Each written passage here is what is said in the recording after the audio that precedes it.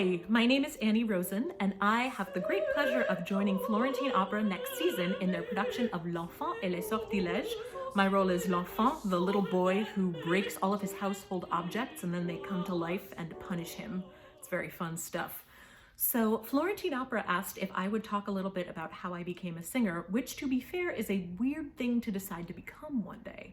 So here's my story. In high school, I discovered choir. I discovered that I loved to sing, that I was a huge choir kid, and all I wanted to do was sing in choir all day long. So my very understanding parents decided that they would put me into a choir summer camp, a camp where I could indeed all summer sing in choirs all day long.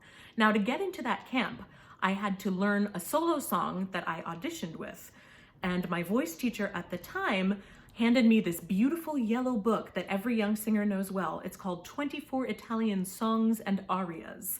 So I picked up that book and she picked out a piece for me called Se tu m'ami, which means if you love me. At the time, I thought it was the most beautiful song I had ever heard, and it actually stands up pretty well as an adult. So I got up on stage. This camp had a death by aria, it's called, and with good reason, because that means every single person, one by one, gets up on this platform and sings their solo piece and then gets right back down again. To that day, I had not yet performed a song by myself basically ever. I think I had one big solo in choir that was my huge thing, and I remember how nervous I was because my knees were shaking so much. I still remember that feeling.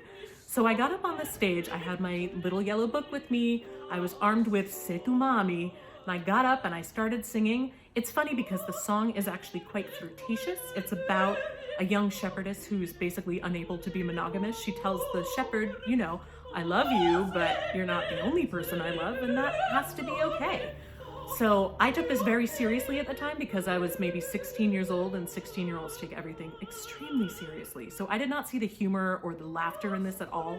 I thought it was a very sad and very intense situation because, you know, 16.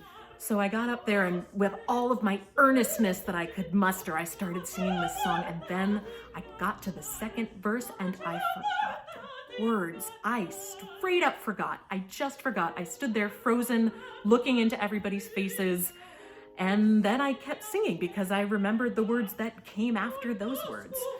And I think, now that I think back to it, the fact that I kept singing after I had that experience, the one that we all have nightmares about, of forgetting your words immediately, that was the thing I think that made me a singer, because I discovered even in that moment that I loved it enough to want to stick with it, even in the face of extreme nervousness and embarrassment.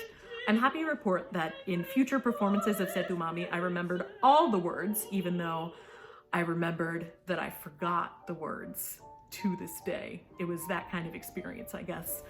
But I took the song with me. It's still hard. It hasn't really gotten that much easier, but I do think I sound better doing it after many, many years of voice lessons. So that's why I became a singer. Look forward to seeing you next season, Florentine.